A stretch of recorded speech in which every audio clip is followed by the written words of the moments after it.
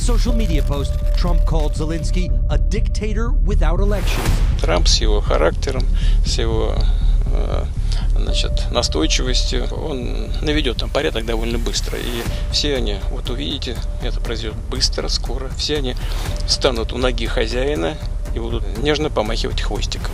Donald Trump's stirring things up again. On February 18th, the U.S. and Russia met in Saudi Arabia to figure out how to stop the war that's been hurting Ukraine since 2022. Trump's team wants to end the fighting fast. But here's the catch. This plan might let Russia's leader, Vladimir Putin, come out on top when he shouldn't. Russia still holds about 20% of Ukraine's land, and Trump wants to make a deal without even asking Ukraine what they think. Ukraine's mad, Europe's nervous, and this could shake up things not just there, but everywhere. Was careful not to repeat the accusation that had so infuriated Trump that he was operating in a Russian disinformation space, instead appealing to American pragmatism. It didn't work. A short while later, Trump repeating the attack he'd made on social media, complete with his own disinformation about the extent of US aid and Zelensky's democratic credentials. But think of it, a modestly successful comedian, President Zelensky, a dictator without elections. Zelensky better move fast or he's not going to have a country left. Got to move fast. The U.S. and Russia had a long talk in Saudi Arabia, but Ukraine wasn't invited. But Trump said repeatedly he could have come if he wanted to, but he didn't. Trump and his diplomats want the war to stop soon, maybe by letting Russia keep some of the land it grabbed. The U.S. has sent Ukraine tons of money and weapons, over $69 billion since 2014, to help them fight Russia. But Trump says it's time to stop spending and work out a deal. The problem?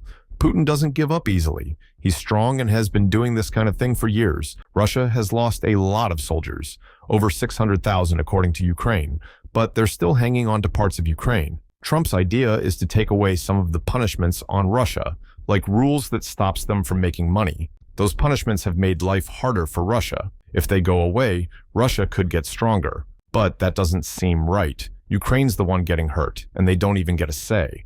It's like two friends deciding what happens to your stuff without asking you. Ukraine's leader, Volodymyr Zelensky, isn't okay with this. On February 20th, he said, "Russia started this fight, not us. We should help make any deal." He's got a point. While Trump and Putin chat, Ukraine's still under attack. Just last night, Russian drones hit a city there, and 46,000 people lost heat in the freezing cold. That's what they're dealing with. Zelensky wants a promise that Ukraine will be safe, like joining NATO. Trump's not offering that, though. He just wants a fast deal. Ukraine's been hit hard. Over 10,000 people killed, millions forced to leave home, and their money situation is a mess. If this deal happens, they might have to give up land or settle for a weak peace. They don't want that, but they might not get to choose. I told them that I want the equivalent, like $500 billion worth of rare earth, and they've essentially agreed to do that. So at least we don't feel stupid. You will write down some guarantees, and we will write a memorandum with some percentages. I was told only 50%. I said, okay, no. Now, let's zoom out. This isn't just about Ukraine. If Trump pulls this off, it could change things all over the world. Russia's been under punishment since 2014, when they annexed Crimea. Those rules have cost them a lot, but Putin keeps going. If Trump takes those punishments away, Russia keeps what it stole and might try to grab more later. Countries close to Russia, like Latvia or Estonia, are scared. They're in NATO, but if Russia feels bold, they might push their luck. China's paying attention too. If the US looks like it's backing off, China might try something with Taiwan. There's also BRICS, Russia, China, and some others that's growing stronger. They already handle a big chunk of the world's money, more than the US and its allies. If Russia comes out ahead here, that group could get even bigger, and the US might not look as strong. Also, an interesting fact is that Ukraine gave up its nuclear weapons, and the US, Russia, and the UK said they'd keep them safe. But in 2014, Russia broke that promise and took Crimea. The US and others put punishments on Russia, but didn't send help to fight. Then, in 2022, Russia attacked Ukraine again, thinking they'd win fast. Ukraine fought back hard, with over $65 billion from the US and Europe. Now, Trump's trying to end it by talking to Putin and leaving Ukraine out. This feels a little like something from history. In 1938, some leaders let Germany take part of another country to avoid a fight. It didn't work. Fighting happened anyway. Trump's not doing exactly that, but it's close. He's dealing with a tough guy like Putin, hoping it brings calm. but Putin doesn't have a great track record for sticking to promises. He might break this one too. Jump to today. Trump's team is in Ukraine trying to smooth things over after cutting them out of the talks. Trump's saying Ukraine should have made a deal earlier, which is what Russia likes to say too. Meanwhile, Putin's feeling good. He's been on TV calling Trump smart, and now he's got a shot at a deal that helps Russia. Ukraine's still in the fight. Russian attacks come almost daily. In the US, people are split. Some want to keep helping Ukraine, others want to stop sending money. Trump's siding with the stop crowd. If this deal goes through, Russia might keep the land it took, and the punishments could disappear. Ukraine would be left weaker, with less land and less help. Europe's trying to pitch in. Places like France and the UK are talking about sending more support, but it's tough without the US leading.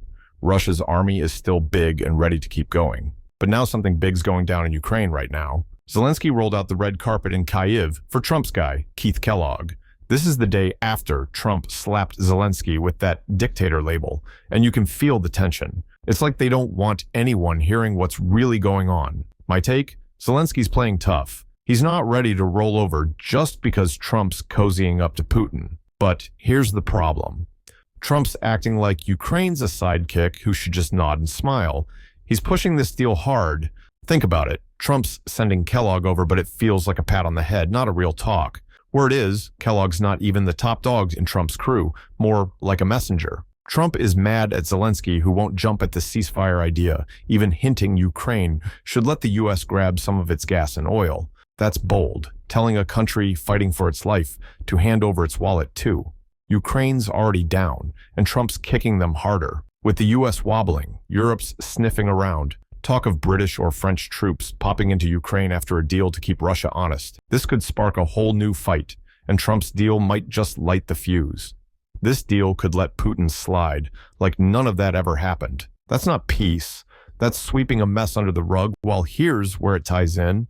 Trump's deal skips over Ukraine like they don't matter. Zelensky's meeting Kellogg, trying to hold the line, but it's a shaky one. Europe might step up with troops or cash, but Russia's not scared. They're ready to push harder. This isn't just about stopping bombs. It's about who gets to stand tall when the dust settles. Right now, it's looking like Putin's got the edge, and Ukraine's fighting to not get left behind. So, well, what's next? A few things could happen. One, the deal works. Russia stops fighting, keeps some land, and the punishments go away. Ukraine's upset, but goes along. The US and Europe move on, but they're not as strong. Two, the deal flops. Russia says no, or Ukraine won't budge. The war drags on, and more people get hurt. Three, Europe jumps in with more help, but it's tricky without the US in charge. Right now, Putin's got the upper hand. Trump's deal could lock that in. This isn't a small thing. It's big for the whole world. The next few weeks matter a lot. Will Trump's plan bring calm, or will it kick off more problems? Think about it. Is this deal smart or a bad move? Let me know what you think in the comments. If this made sense, hit like and subscribe for more updates.